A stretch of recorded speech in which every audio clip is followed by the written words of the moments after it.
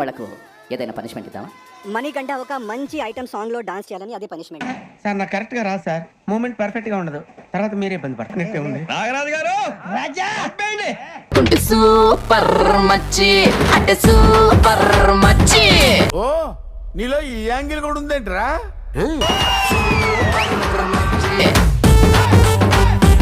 పూల్లో ఉన్న వాటర్ తో బకెట్ ని నింపాలి, కానీ నింపాల్సింది స్పూన్ తో. చెంబట్రా ఏదో డెడ్ బాడీ మోసుకొస్తున్నట్టు మీ చెంబు. ఇదేంట్రా స్పూన్ ఏంటి?